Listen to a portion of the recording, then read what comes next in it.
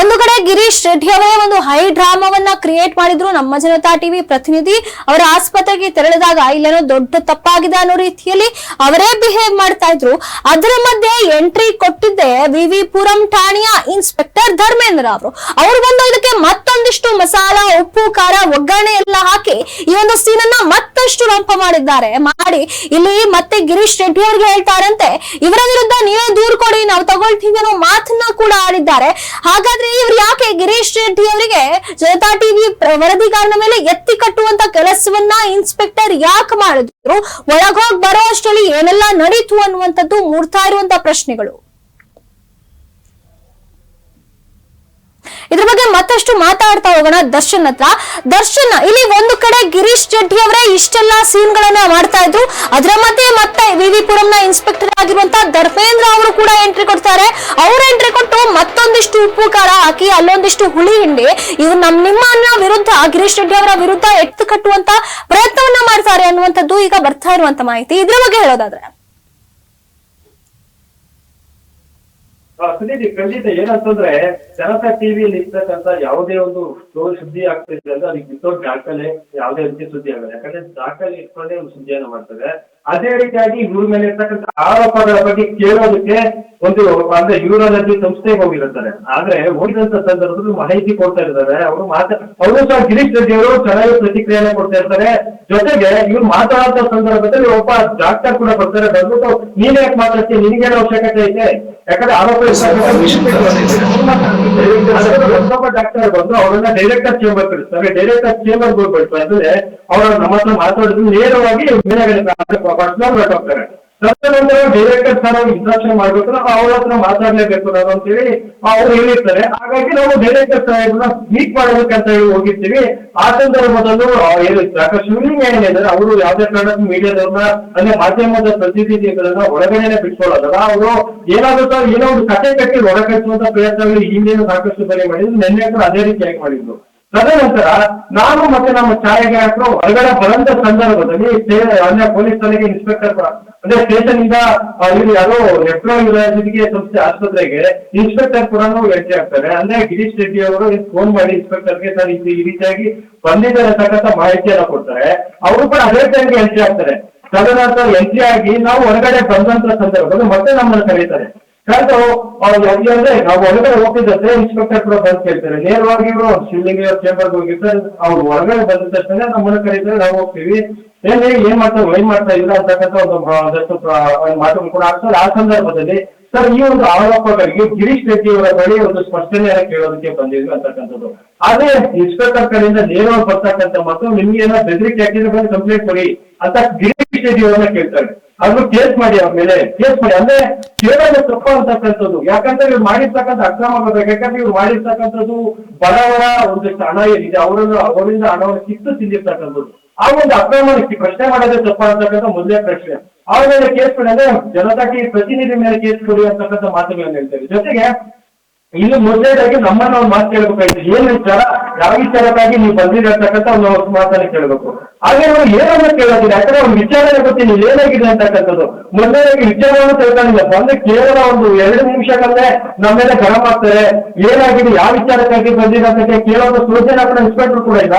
ಆದ್ರೆ ಯಾಕಂತ ಯಾಕಂದ್ರೆ ತಪ್ಪಾಗಿ ಒಂದು ಪ್ರಶ್ನೆ ಮಾಡೋ ಅವಶ್ಯಕತೆ ಇಲ್ವಾ, ಒಂದು ಮಾಧ್ಯಮಕ್ಕೆ ಆ ಸ್ವಾತಂತ್ರ್ಯ ನೀವು ಇಲ್ವಾ ಅಂತಕ್ಕಂಥ ಪ್ರಶ್ನೆ ಬರ್ತದೆ. ಅಂದ್ರೆ ವಿವಿ ಪುರಂ ಇನ್ಸ್ಪೆಕ್ಟರ್ ಆಗಿರ್ತಕ್ಕಂಥ ಧರ್ಮೇಂದ್ರ ಅವರು ಏಕಾಏಕಿ ಗರಂ ಆಗಿದೆ ಅಂತ ಯಾಕೆ ಅಂತಕ್ಕಂಥ ಪ್ರಶ್ನೆ ಬರ್ತದೆ. ಜೊತೆಗೆ ಇವ್ರು ನಾವು ಮತ್ತೆ ಗಿರೀಶ್ ರೆಡ್ಡಿ ಮತ್ತೆ ಇಲ್ಲಿರ್ತಕ್ಕಂಥ ಇನ್ಸ್ಪೆಕ್ಟರ್ ಜೊತೆ ಮಾತಾಡೋ ಸಂದರ್ಭದಲ್ಲಿ ಇಲ್ಲಿರ್ತಕ್ಕಂಥ ಒಂದು ಅಷ್ಟು ಜನ ಬರ್ತದೆ, ಒಂದು ಗ್ಯಾಂಗ್ ಬರುತ್ತೆ. ಅಲ್ಲಿ ಸೆಕ್ಯೂರಿಟಿಗಳು ಮತ್ತೆ ಅಲ್ಲಿರ್ತಕ್ಕಂಥ ಡಾಕ್ಟರ್ಸ್ ಮಾಹಿತಿ ಕೇಳೋದಕ್ಕೆ ಒಂದು ಪ್ರೊಸೀಜರ್ ಇದೆ ಅಂತಕ್ಕಂಥ ಮಾತುಗಳಿರುತ್ತೆ. ಮಾಹಿತಿ ಕೇಳೋದಕ್ಕೆ ಪ್ರೊಸೀಜರ್ ಇದೆ. ಬಟ್ ಅವ್ರ ಆರೋಪದ ಬಗ್ಗೆ ಒಂದು ಸ್ಪಷ್ಟನೆ ಕೇವಲ ಒಂದು 2 ನಿಮಿಷ ಸ್ಪಷ್ಟನೆ ಏನಿದೆ ಆ ಸ್ಪಷ್ಟನೆ ಕೇಳೋದು ಕೂಡ ಒಂದು ಪ್ರೊಸೀಜರ್ ಫಾಲೋ ಮಾಡ್ಬೇಕಂತ ಇವ್ರೆ. ಜೊತೆಗೆ ಇವ್ರು ಮಾಡ್ತಕ್ಕಂಥ ಅಕ್ರಮಗಳ ಬಗ್ಗೆ ನಾವು ಪ್ರಶ್ನೆ ಮಾಡೋದಿಲ್ಲ ಅಂತ. ಯಾಕಂತಂದ್ರೆ ಈ ಮಾಧ್ಯಮ ಅಂತಂದಾಗ ಮಾಧ್ಯಮಕ್ಕೆ ಅದಕ್ಕೊಂದು ನೈತಿಕ ಹೊಣೆ ಏನಿದೆ ಅಂತಂದ್ರೆ ಏನು ಸಮಾಜದಲ್ಲಿ ಆಗ್ತಾ ಇರ್ತಕ್ಕಂಥ ಒಂದಷ್ಟು ಅಕ್ರಮಗಳ ಬಗ್ಗೆ ಏನಿದೆ, ಜನರಿಗೆ ಆಗಿರ್ತಕ್ಕಂಥ ತೊಂದರೆಗಳೇನಿದೆ ಇದ್ರ ಬಗ್ಗೆ ಮಾತಾಡಲೇಬೇಕಾಗ್ತದೆ. ಜೊತೆಗೆ ಹಿಂದಿನ ಒಂದು 4 ವರ್ಷದಿಂದ ಕೇವಲ ಒಂದು ಸಮಸ್ಯೆಯಿಂದ ಬಂದಂತ ವ್ಯಕ್ತಿ ಈಗ 4 ವರ್ಷ ಕೋಮದಿಂದ ಒಳಗಿರ್ತಕ್ಕಂಥ ಒಂದು ಘಟನೆ ಕೂಡ ನಡೆದಿತ್ತು. ಆ ವಿಚಾರವನ್ನು ಕೇಳೋದಕ್ಕೆ ಕೂಡ ನಾವು ಯಾವುದೇ ರೀತಿ ಒಳಗಡೆ ಬಿಟ್ಕೊಳ್ಳೋದಿಲ್ಲ. ಅಂದ್ರೆ ಲೆಫ್ಟಿನೆಂಟ್ ಯಾವುದೇ ರೀತಿ ಮಾಧ್ಯಮ ಒಳಗಡೆ ಹೋಗೋದಿಲ್ಲ. ಯಾಕಂತಂದ್ರೆ ನಾವು ಒಳಗಡೆ ಹೋಗುವಂತ ಸಂದರ್ಭದಲ್ಲಿ ಮೊದಲೇದಾಗಿ ಅವರು ನಿಲ್ಸಿ ನಮ್ಮನ್ನ ಅದನ್ನ ತೆರೀತಾ ಫಸ್ಟಲ್ಲೇ ತೆರೀತಾರೆ. ಆ ಒಂದು ವಿಚಾರವನ್ನು ನಾವು ಒಳ್ಳೆ ತಿಳಿರ್ತೀವಿ. ಅಲ್ಲಿ ಮಾಧ್ಯಮಗಳ ಮುಂದೆ ಏನು ಇವೆಲ್ಲ ಮಾತಾಡಿರ್ತಾರೆ. ಜೊತೆ ಅಲ್ಲಿರ್ತಕ್ಕಂಥ ಸರ್ಕಾರಿ ಅಧಿಕಾರಿಗಳಿದ್ದಾರೆ, ಅವರು ಬಂದು ನಮ್ಮ ಮೇಲೆ ಕೂಗಾಡ್ತಾರೆ, ನೀವೇ ಯಾರು ಒಳ್ಳೆ ಬಿಟ್ಟಿದ್ದು, ನೀವ್ಯಾರು ಬಂದಿ ಫಸ್ಟ್ ಪರ್ಮಿಷನ್ ತಗೊಳ್ಬಂದಿ. ಅದೇ ಪರ್ಮಿಷನ್ ತಗೊಳ್ಬೇಕು. ಯಾಕಂತಂದ್ರೆ ನಾವು ಯಾವ್ದೇ ರೀತಿ ಕ್ಯಾಮ್ರಾ ತಿಳ್ಕೊಂಡಿರಲ್ಲ, ಜೊತೆ ನಾವು ಲೋಗೋ ಕೂಡ ಸಿಗಲ್ಲ. ನಾವು ನಾರ್ಮಲ್ ಆಗಿ ಅವ್ರ ಹತ್ರ ಮಾತಾಡ್ಸೋದಕ್ಕೆ ಅಂತ ಹೋಗಿರ್ತೀವಿ. ಆದ್ರೆ ಇವರು ಮಾಡಿರ್ತಕ್ಕಂಥ ಅಂದ್ರೆ ಇನ್ನೂರು ಮಾಹಿತಿಯನ್ನು ಕೊಡ್ತಾ ಇದ್ರೆ ಇನ್ನೂರೈವತ್ತು ಎಲ್ಲ ದೊಡ್ಡ ಮಾಡ್ಕೊಳ್ತಾರೆ. ಜೊತೆಗೆ ಅದಕ್ಕೆ ಇನ್ಸ್ಪೆಕ್ಟರ್ ನ ಕರೀತಾರೆ. ಇನ್ಸ್ಪೆಕ್ಟರ್ ಬಂದ್ಮೇಲೆ ಅವ್ರಂತೂ ಏನಾಯ್ತು ಗೊತ್ತಿಲ್ಲ, ಏಕೆ ಮಾಧ್ಯಮದ ಮೇಲೆ ಗರಂ ಆಗ್ತಾರೆ. ಯಾಕಂತಂದ್ರೆ ಅವ್ರು ಹಿಂದೆ ಕೂಡ ಯಾವ್ದೇ ಒಂದು ವಿಚಾರ ಬಂತು ಅಂತಂದ್ರೆ ಮತ್ತೆ ಅವ್ರ ಮಾಹಿತಿಯನ್ನ ಕೇಳುವ ಸಂದರ್ಭದಲ್ಲಿ ಯಾವುದೇ ಮಾಹಿತಿ ಏನಿದೆ ಅಷ್ಟನ್ನ ಕೊಡ್ಬೇಕಾಗಿತ್ತು. ಜೊತೆಗೆ ಇವ್ರು ಬೆದರಿಕೆ ಹಾಕಿದ್ದಾರೆ ಅಂತಕ್ಕಂಥ ಕಂಪ್ಲೇಂಟ್ ಆಗುತ್ತೆ. ನಾನಿದ್ದೀನಿ ಅಂತಕ್ಕಂಥ ಮಾತುಗಳನ್ನ ಹೇಳ್ತಾರೆ. ಬೆದರಿಕೆ ಹಾಕಿ ಕಂಪ್ಲೇಂಟ್ ಕೊಡಿ ಅಂದ್ರೆ ಇವ್ರಿಗೆ ಪ್ರಚೋದನೆ ಕೊಡ್ತಾರೆ ಗಿರೀಶ್ ರೆಡ್ಡಿ ಅವ್ರಿಗೆ. ನಾವಿಲ್ಲ ಕೊಡಿ, ಯಾಕಂದ್ರೆ ನನ್ನ ಎಲ್ಲ ದಾಖಲೆಗಳಿದೆ. ಅವ್ರು ಫೋನ್ ಮಾಡಿರ್ತಕ್ಕಂಥದ್ದು ಅವ್ರು ಬರೋದಕ್ಕೆ ಅಂತಕ್ಕಂಥ ಎಲ್ಲಾ ರೀತಿಯಾದಂತಹ ದಾಖಲೆಗಳು ಕೂಡ ನನ್ನ ಹತ್ರ ಇದೆ. ಜೊತೆಗೆ ಇವರೇ ಒಂದು ಪ್ರಚೋದನೆಯನ್ನು ಕೊಡ್ತಾರೆ.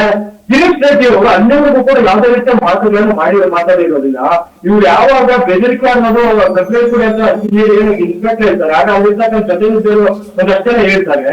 ಆಗ ಇವರು ಒಳ್ಳೆ ನಾನು ಬೆದರಿಕೆ ಆಗ್ತಿದ್ರೆ ಟ್ರಿಕ್ ಮಾಡ್ತಿದ್ದಾರೆ ಅಂತ ನಿಮ್ಗೆ ಯಾವ್ದು ಅಂತ ಟ್ರಿಕ್ ಮಾಡಿದ್ರೆ ನಾವು ಮೊದಲನೇದಾಗಿ ನಾವು ಮಾಹಿತಿ ಮಾತ್ರ ಕೇಳ್ತೀವಿ. ಜೊತೆ ನೀವ್ ಹೇಳಿರೋ ಸಮಯಕ್ಕೆ ನೀವ್ ಹೇಳಿರುವಂತ ಸ್ಥಳಕ್ಕೆ ನಾವು ಬಂದಿದ್ವಿ.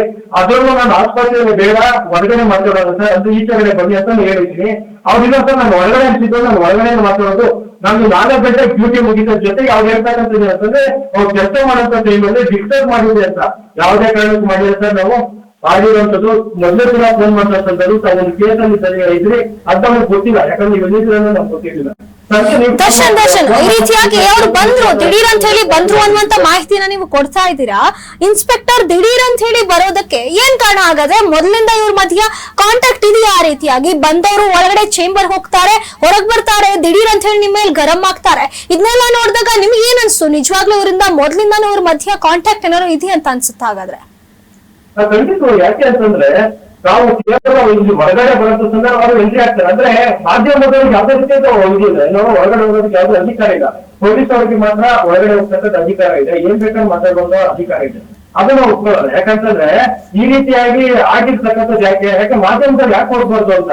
ಯಾಕಂದ್ರೆ ಒಂದು ಮಾಧ್ಯಮ ಅಂತಂದಾಗ ಅಲ್ಲಿ ಆಗಿರ್ತಕ್ಕಂಥ ಸಮಸ್ಯೆಗಳಿರ್ಬೋದು, ಅಲ್ಲಿ ಆಗಿರ್ತಕ್ಕಂಥ ಅಕ್ರಮಗಳ ಬಗ್ಗೆ ಅದಕ್ಕೆ ಯಾವುದೇ ಅಧಿಕಾರ ಇರುವಂತಕ್ಕಂಥ ಪ್ರಶ್ನೆ ಮಾಡ್ತಾರೆ. ಜೊತೆಗೆ ಇನ್ಸ್ಪೆಕ್ಟರ್ ಅವರು ಅಲ್ಲಿ ಬರ್ತಾರೆ, ಅದು ಧರ್ಮೇಂದ್ರ ಅಲ್ಲಿ ಬರ್ತಾರೆ. ಸ್ಟೇಷನ್ ಬಂದಿದ ತಕ್ಷಣ, ಸ್ಟೇಷನ್ ಇಂದ ಆಸ್ಪತ್ರೆ ಬಂದಿದ ತಕ್ಷಣ ಒಳಗಡೆ ಹೋಗಿ ನಮ್ಗೆ ಏಕಾಏಕಿ ಗರೆ ಮಾಡ್ತಾರೆ. ಕೇಳಬಹುದಾಗಿತ್ತಲ್ಲ ಏನಾಗಿದೆ ಸಮಸ್ಯೆ ಅಂತ. ಯಾಕೆ ಅವ್ರ ಮಾಹಿತಿ ಏನಿಲ್ಲ, ಅವ್ರ ಮಾಹಿತಿ ಗೊತ್ತಿಲ್ಲ ಏನಾಗಿದೆ ಅಂತಕ್ಕಂಥದ್ದು. ಮಾಹಿತಿ ಇಲ್ಲ, ಏನಿಲ್ಲ, ಬಂದು ಏಕಾಏಕಿ ಏನಾಗಿದೆ ಅವ್ರು ಮಾಹಿತಿ ಪ್ರೊಸೀಜರ್ ಇರುತ್ತೆ, ಅವ್ರ ಮೇಲೆ ಕೇಸ್ ಮಾಡಿ ಅಂತಕ್ಕಂಥದ್ದು ಧಮಕಿ ಆಗ್ತಿದ್ದಾರೆ ಇವರು ಅಂತಕ್ಕಂಥದ್ದು. ಯಾಕಂತಂದ್ರೆ ನಮ್ಮ ಕೆಲಸ ನಾವು ಮಾಡ್ತಿದೀವಿ, ಅವ್ರ ಕೆಲಸ ಇತ್ತು ನಮ್ಮ ಹತ್ರ ಕೇಳಬೇಕಾಯ್ತು. ನಾವು ನಿಜ ಅವ್ರು ಬೆದರಿಕೆ ಹಾಕಿದೀರಾ ಇಲ್ಲ ಅನ್ನೋದ್ರ ಬಗ್ಗೆ ನಾವು ಮಾಹಿತಿಯನ್ನು ಕೊಡ್ತೀವಿ. ಓಕೆ ದರ್ಶನ್, ಧನ್ಯವಾದಗಳು ನಿಮ್ಮೆಲ್ಲ ಮಾಹಿತಿಗಾಗಿ.